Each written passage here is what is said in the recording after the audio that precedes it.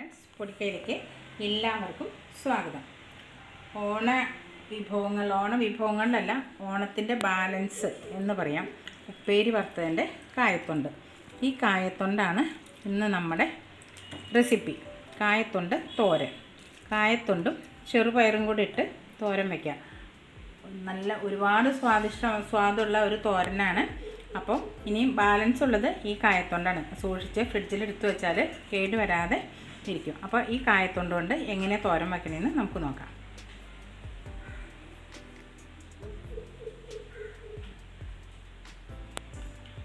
ഞാൻ ചീനച്ചട്ടി വെച്ചിട്ടുണ്ട്. അതിലേക്ക് വെളിച്ചെണ്ണ ഒഴിച്ചു കൊടുക്കാം.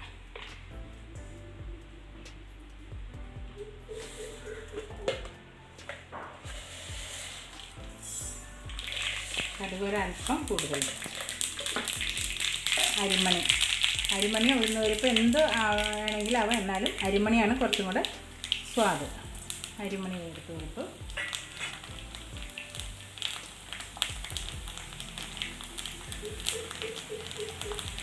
മുളക്, കറിവേപ്പില,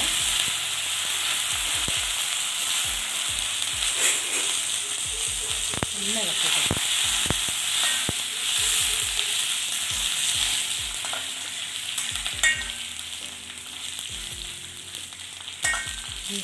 അരി നന്നായിട്ട് മൂക്കണം.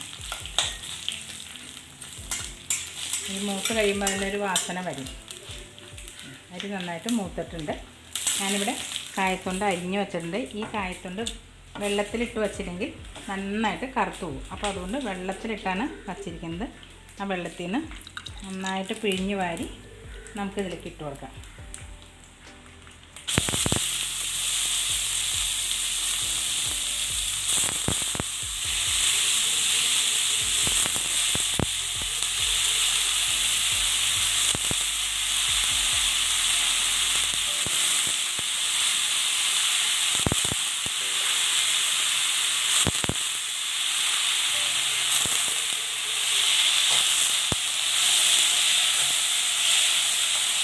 ഫ്ലെയിം കുറച്ച് വയ്ക്കാം.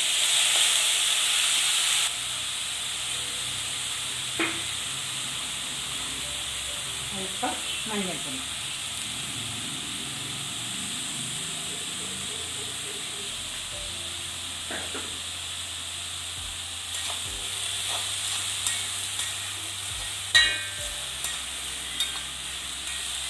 ഇതിലോട്ട് ഒട്ടും വെള്ളമൊന്നും ഒഴിക്കണ്ട. നന്നായിട്ട് തട്ടിപ്പൊത്തി വറ്റിച്ചാൽ മതി. അടുപ്പിക്കാം. ഈ കായത്തൊണ്ട് ഇങ്ങനെ തന്നെ മെഴുക്കുവരട്ടിയായിട്ട് വെച്ചാലും അടിപൊളി ടേസ്റ്റാണ്. ഞാനിവിടെ തോരനായിട്ടാണ് വയ്ക്കുന്നത്. അതിന് കുറച്ച് തേങ്ങ എടുത്തിട്ടുണ്ട്, ഒരു 6 ചുള ഉള്ളി, പിന്നെ ഒരു 7 പച്ചമുളക്, അധികം എരിവില്ലാത്ത പച്ചമുളകാണ്. ഇതെല്ലാം കൂടെ നമുക്കൊന്ന് ഒതുക്കിക്കൊണ്ട് വരാം. നന്നായിട്ട് ഒതുക്കി ഏത് പരുവത്തിലായിരുന്നു നോക്കാം. അധികം വേവില്ല അതിന്. നമുക്ക് തേങ്ങ ഒതുക്കിയത്, പച്ചമുളകും തേങ്ങയും ഉള്ളി, ഇഷ്ടമുള്ളവർക്ക് 2 ചുള വെളുത്തുള്ളി ചേർത്താലും കുഴപ്പമില്ല. ഈ ഒരൊറ്റ തോരൻ മതി വയറ് നിറയെ ചോറിന്. ഇത്രയും ദിവസം മറ്റ് പല തോരനുകളും സദ്യയൊക്കെ നിറച്ചുകൊണ്ടവർക്ക് ഈ തോരൻ, കായത്തൊണ്ട് തോരൻ എന്ന് പറയുമ്പോൾ ഒരു വെറൈറ്റി വിഭവമാണ്. ഒന്ന് ഇളക്കി കൊടുക്കുക. ഇനി നമ്മളിവിടെ അല്പം ചെറുപയറോ വൻപയറോ ഏത് പയറായാലും കുഴപ്പമില്ല, ഇത് വേവിച്ച് വച്ചിട്ടുണ്ട്. അതും കൂടി ഇതിലേക്ക് ചേർത്ത് കൊടുക്കാം.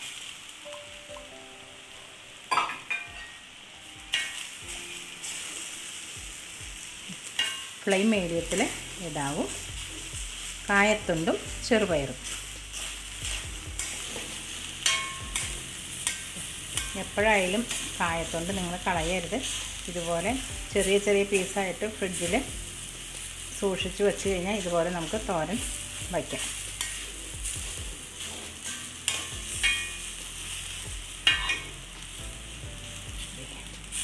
കായത്തൊണ്ട് തോരൻ റെഡിയായി. ഒട്ടും സമയം വേണ്ട. കേട്ടോ. പിന്നെ ഉപ്പൊക്കെ ഉണ്ടോന്ന് നോക്കട്ടെ.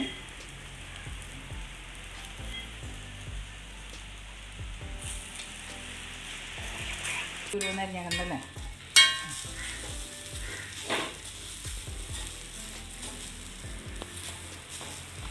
കായത്തൊണ്ടും ചെറുപയറും കൂടിയുള്ള തോരൻ റെഡി. അപ്പോൾ എല്ലാവരും ഒന്ന് ഉണ്ടാക്കി നോക്കുക. കായത്തൊണ്ട് വീട്ടിൽ കിട്ടുകയാണെങ്കിൽ നിങ്ങളിങ്ങനെ ഒന്ന് ചെയ്തു നോക്കുക. അത് കളയരുത്. നമ്മൾ കടയിൽ നിന്ന് വാങ്ങിക്കുന്ന പച്ചക്കറികളൊക്കെ വയ്ക്കുന്നതിനേക്കാളും രുചിയാണ് ഈ കായത്തൊണ്ട് തോരന്. അപ്പോൾ എല്ലാവരും ഒന്ന് ഉണ്ടാക്കി നോക്കൂ കേട്ടോ, കായത്തൊണ്ട് കിട്ടുകയാണെങ്കിൽ. അപ്പോൾ ഈ വീഡിയോ ഇഷ്ടമായെങ്കിൽ ലൈക്ക് ചെയ്യാനും ഷെയർ ചെയ്യാനും, ആദ്യമായിട്ടാണ് പൊടിക്കൈ എന്ന് പറഞ്ഞ ചാനൽ കാണുന്നവരെങ്കിൽ അതൊന്ന് സബ്സ്ക്രൈബ് ചെയ്യാനും മറക്കരുത് കേട്ടോ. വേറൊരു വീഡിയോ ആയിട്ട് വേറൊരു ദിവസം.